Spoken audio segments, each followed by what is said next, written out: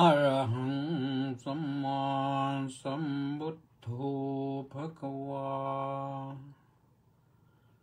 บุตถังภะคะวันตังอภิวาเท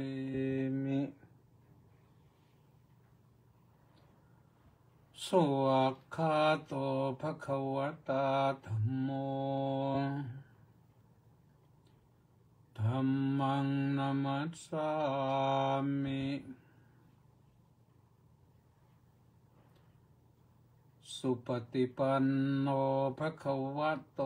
สาวกสังโฆสังฆังนะมามิ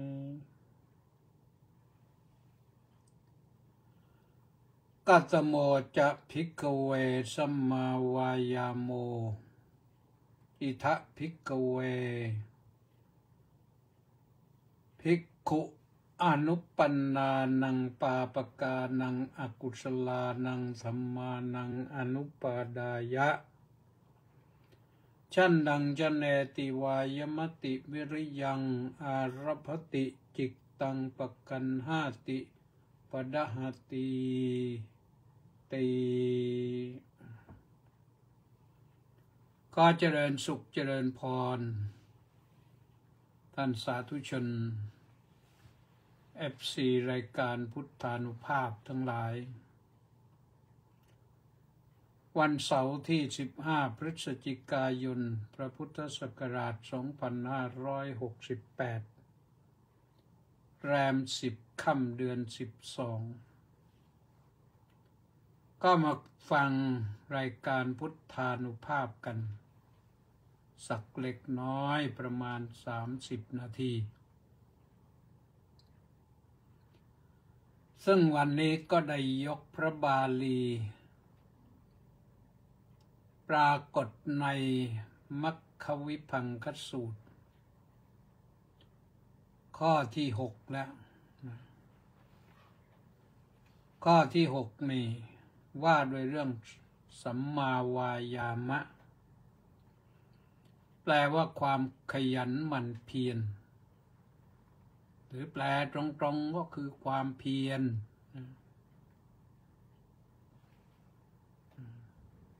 ความเพียรคืออะไรความเพียรก็คือความขยันความขยันหมั่นเพียรมันก็ได้นะซึ่งเราเคยได้ยินกันเป็นปกติว่าวิริเยนะทุกขมัตเตเจติคนล่วงทุกข์ได้เพราะความเพียรนั่นคือวิริยะและความเพียรนี่มีหลายศัพท์นะที่ใช้กันอยู่ในทางพระพุทธศาสนานี่ วิริยะก็แปลว่าความเพียรดัลละปรักกมะก็แปลว่าความเพียรอย่างมั่นเหมาะแล้วก็วายามะก็แปลว่าความเพียรอย่างชื่อความเพียรข้อนี้แหละก็สัมมาวายามะแปลว่าความเพียรพร้อมเลยแล้วก็มีอีกคำหนึ่งที่ใช้ในบทนี้เป็นประจำก็คือประธานเพราะประธานก็แปลว่าความเพียรพระพุทธองค์ทรงแสดงให้รู้ว่าความเพียรนั้นมีความสำคัญเฉพาะในเรื่องนี้นี่ก็ตรัสถึงความเพียร3 อย่างด้วยกันนะ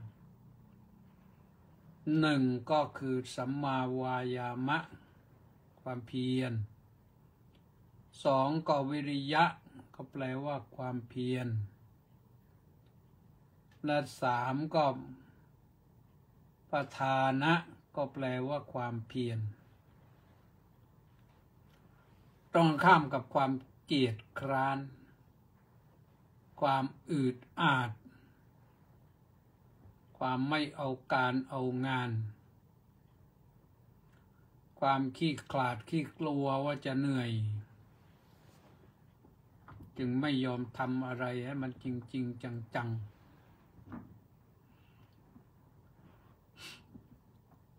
ทำการงานบ้านปัดกวาดถูบ้านก็ขี้เกียจปล่อยให้บ้านสกปรกเรียนหนังสือหนังหาก็ขี้เกียจไม่อ่านไม่ทำการบ้านไม่ทบทวนความรู้ก็ล้มเหลวเรื่องความเพียรทำนาทำสวนทำไร่ไม่ขยันหมั่นเพียรก็ไม่ได้ผลผลิตที่น่าพอใจทำงานใช้แรงงานเป็นกรรมกรก่อสร้างบ้างทำโน่นทำนี่บ้างชอบที่จะไปนั่งอืดก็ไม่เป็นที่พอใจของนายจ้างในที่สุดก็ไม่ได้รางวัลค่าจ้างที่พอเหมาะพอควรนะคนอื่นก็ได้รับการขึ้นค่าแรงค่าอะไรคนนี้ไม่ได้เพราะมัวแต่นั่งอึดอัดอยู่ขี้เกียจอยู่รับจ้างก็ต้องทำให้มันคุ้มกับค่าจ้างไม่ใช่ไปนั่งดูเพื่อนทำแล้วจะเอาค่าจ้างเท่าเพื่อนมันก็ไม่ได้ในการปฏิบัติธรรมไม่มีใครจ้างต้องสมัครใจสมัครใจไปปฏิบัติธรรมก็ต้องมุ่งมั่นตั้งใจจริงแม้แต่การให้ทานการสมทานรักษาศีลก็ต้องมีความขยันหมั่นเพียรคิดจะไปวัดทำบุญหน่อยทุกอย่างพร้อมแล้วแต่ขี้เกียจไปนี่ก็ไม่ได้ทำบุญนะเรื่องศีลรักษาศีลแล้วโอ้ยไม่รู้อะไรรักษาศีลก็อยู่ได้ไม่รักษาศีลก็อยู่ได้ก็เลยไม่ต้องรักษาจบกันไม่ได้รักษาโดยเฉพาะอย่างยิ่งสูงขึ้นไปผู้ที่เจริญสมถะวิปัสสนาจริงๆแล้วเจริญสมถะวิปัสสนานะต้องมีศีลก่อนต้องสมาทานศีลไม่ได้ไรถ้าไม่ได้สมาทานต่อหน้าพระสงฆ์ต่อที่พระสงฆ์ให้ก็ไม่เป็นไรเราอธิษฐานศีลเราก็ได้ว่าข้าพเจ้าขอรักษาศีลตั้งใจเว้นจากการฆ่าสัตว์จากการลักทรัพย์จากการประพฤติผิดในกามจากการกล่าวเท็จจากการเสพสิ่งมึนเมาให้โทษในศีลห้านี่มีสุราเมรัยเป็นต้นนี่นะเพราะอันนั้นเป็นที่ตั้งแห่งความประมาทพลาดพลั้งคือให้มีศีลห้าก่อนแม้ว่าถึงเวลานี้ยามค่ำยามคืนเราจะนั่งสมาธิสักหน่อยฟังธรรมบำเพ็ญจิตภาวนาไปก็ทำกายทำใจให้มีศีลแล้วก็ทำใจให้สงบ ละเว้นสิ่งที่มันมายั่วยวนกวนใจคิดฟุ้งซ่านอะไรต่างๆก็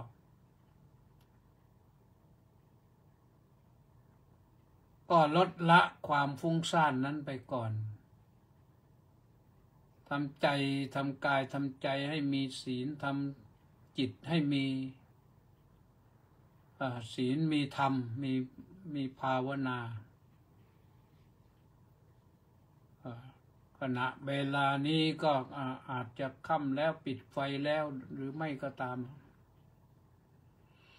ปิดไฟแล้วนั่งมืดก็ได้ติดตามชมรายการพุทธานุภาพไปไม่ต้องชมก็ได้ไม่ต้องลืมตาก็ได้นั่งฟังอย่างเดียวนั่งฟังอย่างเดียวก็ทำใจให้สงบได้ดีกว่าด้วยเสียงเข้าสองหูเต็มเนี่ยใจก็ภาวนาไปพิจารณาไปพิจารณาไปถือว่าเป็นการเจริญธรรมานุสติกรรมฐานภาวนาไปภาวนาไปปรากฏว่าจิตสงบดีจิตสงบดีก็แล้วก็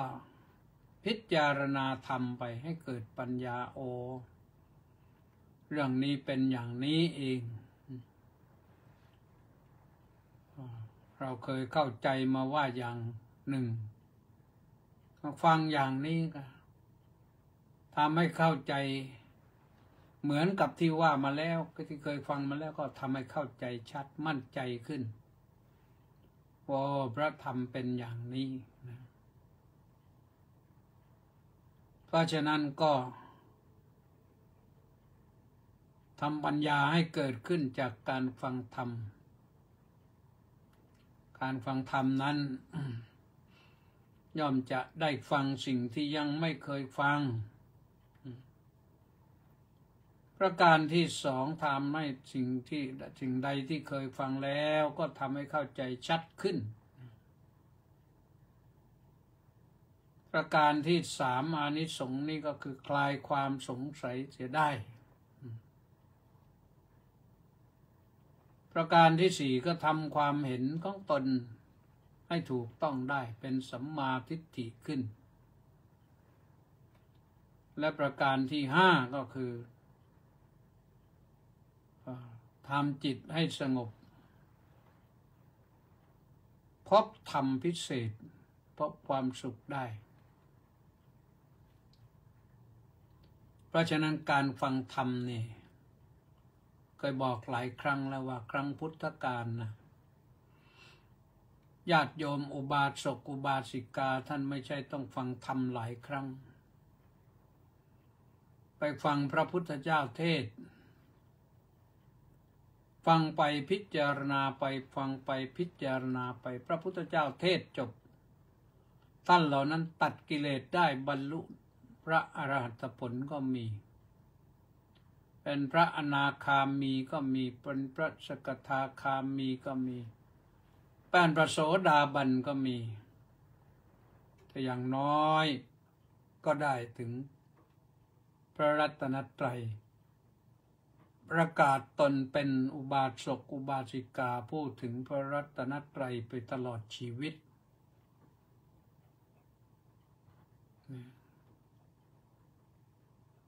นั่นเป็นอย่างนั้นนะเพราะฉะนั้นนะวันนี้ก็ฟัง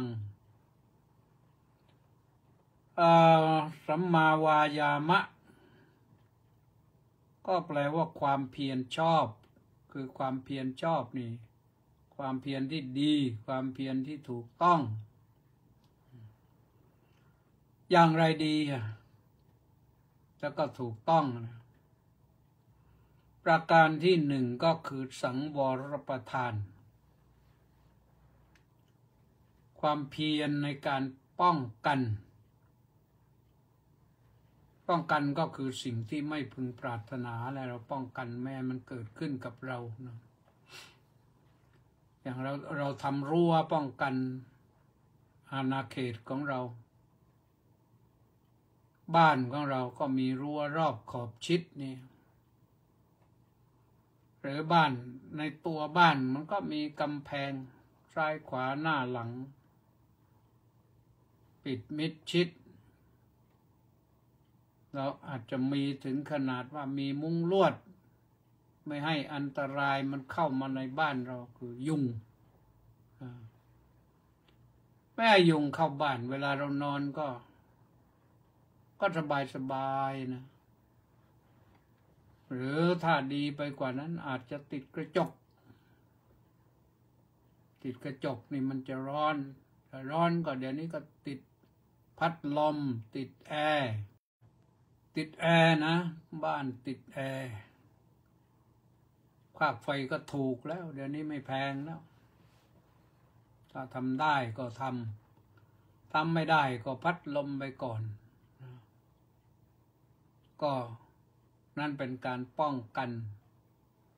บ้านป้องกันเรือนป้องกันอากาศร้อนเป็นป้องกันภายนอก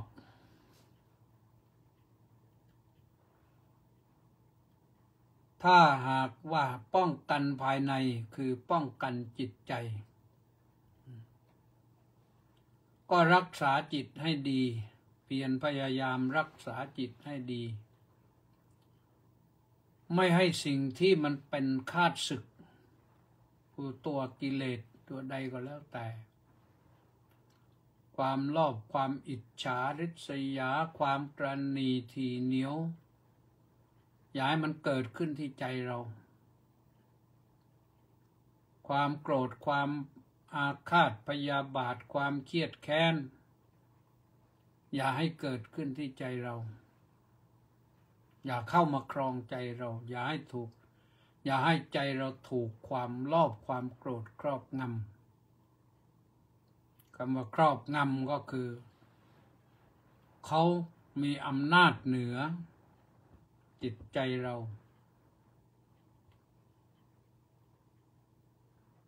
หรืออีกตัวหนึ่งก็คือความหลงความโง่ความหลงผิดหลงทิศหลงทางหลงเห็นชั่วเป็นดี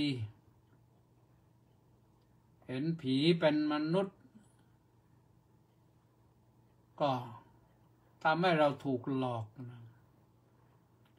พระพุทธเจ้าสอนให้ป้องกันนะใช้วิริยะนะ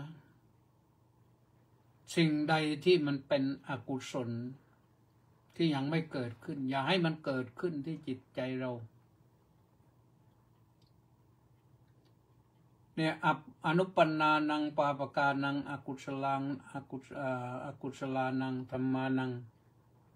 อนุปาดายะนะสิ่งที่เป็นบาปเป็นอกุศลที่ยังไม่เกิดขึ้นไม่ให้เกิดขึ้นแก่เราอันนี้ต้องรักที่จะทำนะชั้นดังชั้นเอติยังความฉันทะคือความรักให้เกิดขึ้นว่าเราจะรักษาตัวให้ดีเวรยังวายมติด้วยก็พยายามนะวิริยังอารปติปรารภความเพียรวิริยะนี่แปลว่าเพียรอย่างกล้าหาญนะต้องกล้าหาญนะนี่เหมือนที่ชายแดนเนี่ยอุบลราชธานีศรีสะเกษสุรินทร์บุรีรัมย์นี่ทหารต้องกล้ามีความเพียรมากนะต้องบากบั่นขึ้นไปทนร้อนทนหนาวทนฝนต้องปีนป่ายภูเขาขึ้นไปแล้วก็ไปเสี่ยงกับลูกกระสุนอีกก็กล้าหาญถ้า ถ้าไม่มีวิริยะไปไม่ได้นะ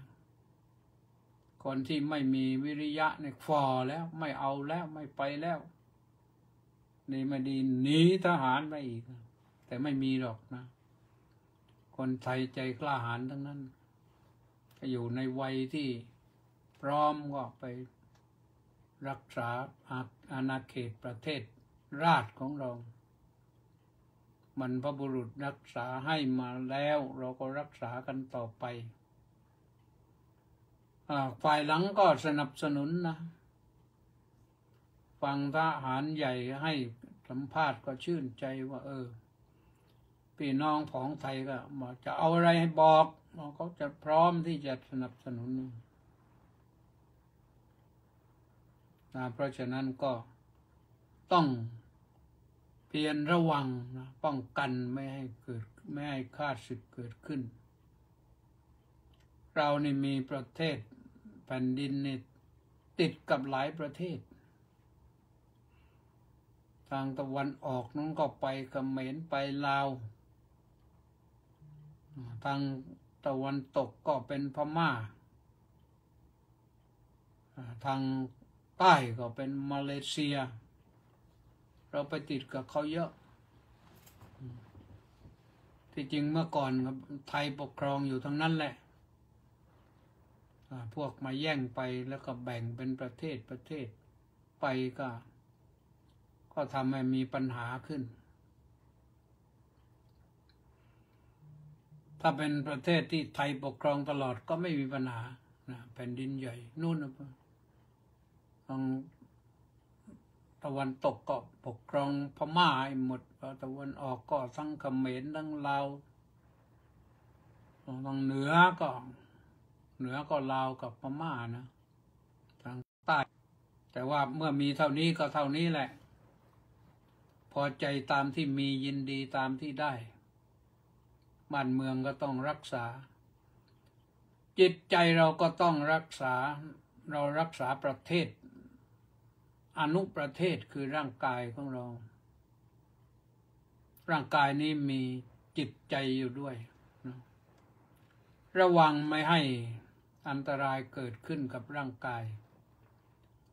และระวังไม่ให้กิเลสมันเกิดขึ้นมาครอบงำจิตใจมาย่ำยีบีทาจิตใจของเราต้องเข้มแข็งนะสังวรประทานต้องกล้าหาญนะประการที่สองต้องแสดงให้เป็นปหานประทานคำว่าปหานประทานก็คือหมายถึงถ้ากิเลสมันเกิดขึ้นแล้วต้องประหารสิ่งใดที่มาเป็นอันตรายต่อประเทศไทยเราก็เมื่อจำเป็นต้องประหารทหารเขาก็ต้องประหารเหมือนกัน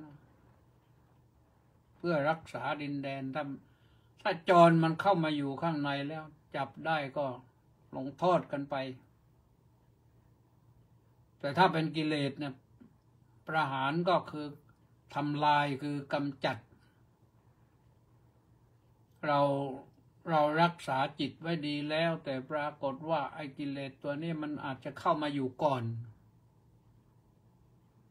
พอมาอยู่ก่อนแล้วมันกำเริบภายในนี่ต้องใช้วิริยะเหมือนกันนะวิริยังอารพติบางทีต้องใช้คำว่าวิริยารัมภะปรารภความเพียรใช้ให้เข้มข้นเข้มแข็งเพราะพวกนี้บางทีมันมาอยู่เนี่ยมันอยู่ลึกอยู่ธรรมดามันไม่แสดงฤทธิ์พอมันได้โอกาสมันแสดงฤทธิ์ขึ้นมาจนกระทั่งว่าคนเรานี่ก็หลงไหลไปตามกระแสกิเลส3ตัวนี้โลภะโทสะโมหะนี่แหละซึ่งมันมีบริวารมากแตกแขนงไปมากเลย แต่พระพุทธเจ้าบอกว่านี่แหละรากเหง้าแห่งสิ่งที่เป็นอกุศลทั้งหลายคือโลภะโทสะโมหะเราต้องแก้ตัวนี้ในขณะที่เราฟังธรรมอยู่เราก็สำรวจตรวจสอบดูว่าขณะที่เราฟังธรรมอยู่ในจิตของเราไปทำอะไรที่ไหนหรือเปล่าแส่ไปหาอะไรหรือเปล่าหรือเราใช้แต่หูฟังอย่างเดียวแล้วส่งเข้าไปในใจดังนั้นใจของเราจะว่างแต่จะทำให้ได้อย่างนี้เนี่ยสิ่งหนึ่งที่ขาดไม่ได้ก็คือเราดำรงชีวิตอยู่ด้วยมีสติเราฟังธรรมอย่างมีสติและเรานั่งภาวนาอย่างมีสติขาดไม่ได้ต้องไม่ให้สติขาดเป็นบั้นๆท่อนๆขาดไปเป็นวรรคเป็นตอนต้องให้ต่อเนื่องสติอยู่กับเราควบคุมจิตของเราอย่าแส่ไปโน้นอย่าแส่ไปนี่นะพอทำได้อย่างนั้นแล้วก็หมายความว่าจิตเราก็ผ่องใสแล้วประหารกิเลสไปได้แล้วทีนี้ก็มาถึงภาวนานะภาวนาประธานข้อที่3ภาวนาเนี่ยก็ให้เพิ่มพูนภาวนาก็คือพัฒนาแต่พัฒนานั้นเน้นไปในทางวัตถุแต่ถ้าทางจิตนี่ใช้คำว่าภาวนาภาวนานะมีความหมายว่าเพิ่มพูนเพิ่มพูนบุญกุศลคุณงามความดีขึ้นในจิตให้งอกงามให้เติบโตให้เข้มแข็งให้จิตเข้มแข็งก็เรียกว่าให้ความเพียรของเรานะสูงขึ้นมีสตินะสูงขึ้นเจริญขึ้นแล้วก็จะทำให้กำแพงของเรามันไม่รั่วนะกำแพงไม่รั่วเราทำกำแพงมาแล้วสังวรนั้นทำกำแพงแล้วประหารนั้นอุดรูรั่วพอภาวนานี่เหมือนกับเพิ่มดินเพิ่มกระสอบทรายเพิ่มเขื่อนให้มันเข้มแข็งยิ่งขึ้นเราก็จะรอดแล้วพอได้แล้วก็อนุรักษณาประทานข้อที่4เมื่อเจริญภาวนาได้3ข้อแล้วข้อที่4ก็คือต้องดูแลรักษาเหมือนกับเราสร้างบ้านเสร็จแล้วเนี่ยต้องดูแลบ้านให้ดีด้วยเราพัฒนาจิตได้ดีแล้ว3ขั้นที่4ก็คือรักษาสิ่งที่เราทำได้แล้วให้มันดีอยู่ต่อไปกับเราต่อไปและชีวิตของเราก็จะสดใสไม่ว่าในการประกอบอาชีพในการดำรงชีวิตในการปฏิบัติธรรมเรารู้ได้อย่างนี้แล้วก็ทำได้อย่างนี้ชีวิตก็จะสดใสสุขสบายกายใจได้แน่นอนตลอดไปนะท่านสาธุชนทั้งหลายเวลาหมดแล้วนะ30 นาทีก็พอดีนะก็วันนี้ก็มีมณีแสงจันทร์มาน้อมกราบนมัสการสาธุเจ้าข้าสมศรีลักษณะวิราชก็บอกว่าน้อมกราบนมัสการสาธุเจ้าข้าคิมแสกกล้วยกราบนมัสการสาธุเจ้าข้าสาธุทุกคนแหละเล็กวังบุรพานุกูลแก้วสุขกราบสาธุครับสาธุแปะนันทิการน้อมกราบนมัสการสาธุเจ้าข้าสาธุ